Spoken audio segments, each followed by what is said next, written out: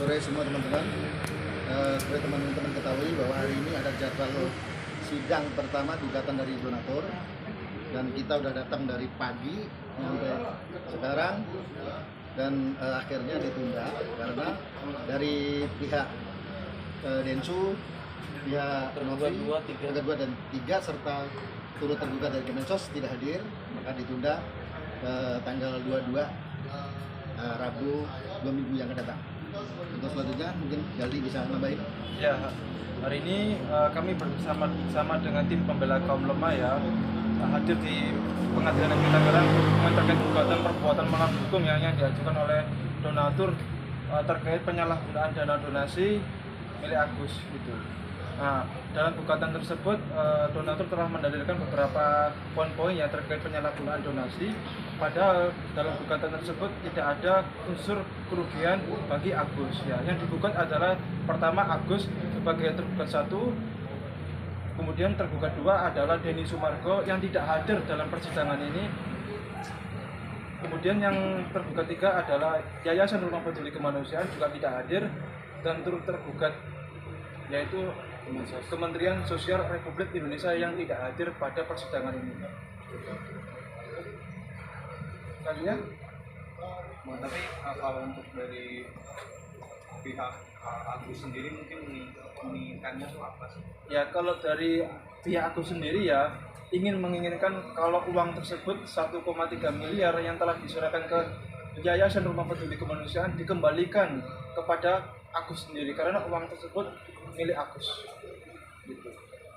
Bang, kenapa sih Bang hari ini Agus tidak hadir? Mungkin ada alasan tertentu. Oke, jadi teman-teman semua di sini kenapa memang Agus itu tidak hadir? Pertama karena memang mengingat kita juga ini kan masih agenda pemanggilan para pihak ya.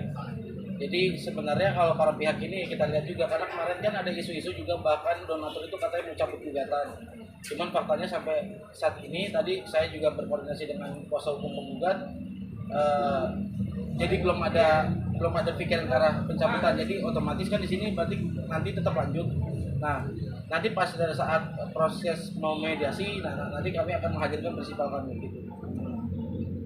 Bang, apakah memang dari pihak tim kuasa hukum sendiri tidak melihat ada sebuah kesalahan dari Agus sendiri karena tidak memakai dana itu sehingga tidak layak seharusnya Agus masuk dalam gugatan ini?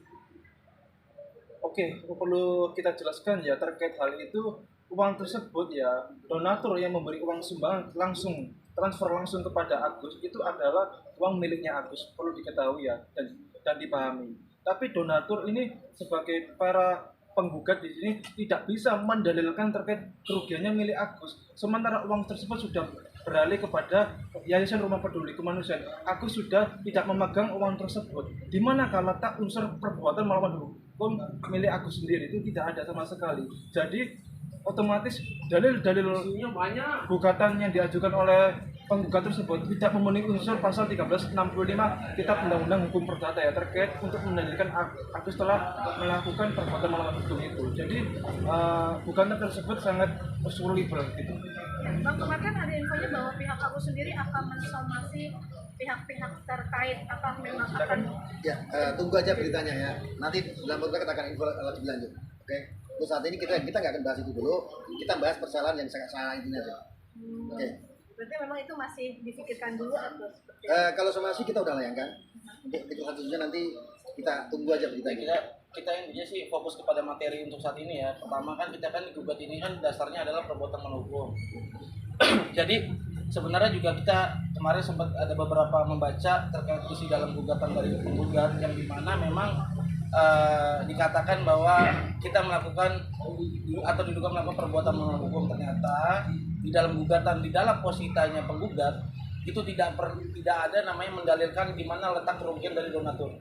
Ya, jadi teman-teman perlu diketahui di dalam posita dalam gugatan donatur itu tidak dicantumkan apa yang menjadi kerugian yang dialami oleh donatur. Dia hanya meminta nominal jumlah kerugian, tapi tidak pernah mendalilkan atau dijabarkan secara rinci di dalam posita terkait masalah kerugian apa yang dialami oleh donatur dan apa yang dialami oleh donatur itu.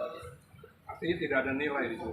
Kalau untuk nilai ada, nilai tercantum, teman tidak dijelaskan berdasarkan posita, tidak dijabarkan secara gamblang bagaimana apa letak kerugiannya di mana gitu. Yang dialami oleh donatur itu di mana letak kerugiannya. Dia hanya menjelaskan bahwa donatur meminta kerugian, tapi tidak dijelaskan apa kerugian dalam bentuk apa kerugian yang dialami oleh dari donatur. Tadi juga kan tim donatur membawa berkas sebanyak 500 menguasai tema dari para donatur gitu. Artinya kan beliau benar-benar siap gitu dan Ya nanti. gimana? Nah, cuma tadi pas pada saat pemeriksaan berkas ya, termasuk dengan surat kuasa. Jadi pemberi kuasa di dalam surat kuasa yang diberikan kepada si penerima kuasa, dalam hal ini kuasa hukum dari donatur, itu namanya hanya dua. Jadi dua, yang tanda tangan di situ hanya dua, teman-teman. Jadi kalau dari kami sih memang jujur keberatan ketika memang dikatakan jumlahnya total sekitar 500 lebih, ternyata pada faktanya di dalam pemberi kuasa itu hanya dua nama. Bang, di dalam gugatan perdata ini apakah ada nilai yang disebutkan dari pihak donatur atau penggugat terhadap tergugat? Donatur kerugiannya gitu maksudnya.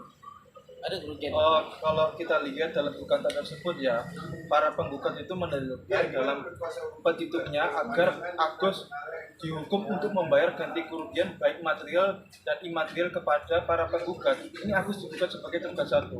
Dan yang kedua adalah menghukum tergugat satu Agus Salim, tergugat dua Yoni Sumargo, dan tergugat tiga Yayasan Rumah Peduli Kemanusiaan untuk uang tersebut digunakan sebagai pengobatan mata sesuai dengan hasil polling yang telah dilakukan oleh para pihak di sini.